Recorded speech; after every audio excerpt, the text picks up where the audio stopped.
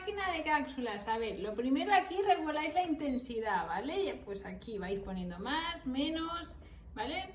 Pues obvio, ¿no? Entonces aquí la temperatura, pues caliente, queréis que salga fría el agua, aquí es ya para decirle que lo haga, ¿vale?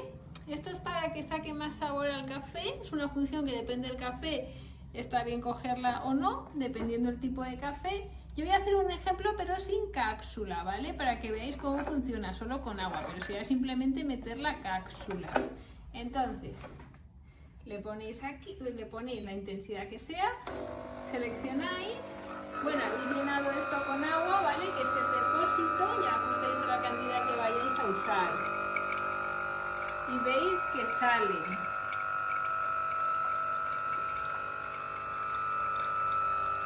Bueno, y luego también hay que decir que aparte de cápsulas podéis poner café molido, ¿vale? Que lo echéis aquí, y viene con la cuchara para cogerlo y para dejarlo aquí comprimido, ¿vale? O también estas bolsitas así que son como tipo té, pues igual, lo podéis poner aquí. Luego, ¿veis? Y ya ha acabado. Entonces, ¿para qué cápsulas vale? Pues como he dicho, vale para café molido, o estas que son así como de telita tipo infusión. Y luego, aquí están los nombres de las cápsulas para las que son compatibles, ¿vale? Tiene diferentes cabezales. Este si queréis poner de este tipo. Este otro si queréis poner de este otro tipo, ¿vale?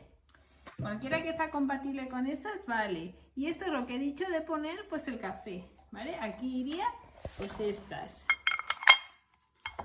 Y bueno, pues está también, está esta otra opción y se saca y se mete muy sencillo. ¿Sabes? Bueno, a ver, hay que levantar esto y sale, ¿vale? Ya pues quitaréis la cápsula que yo no he puesto porque era un ejemplo para que veáis.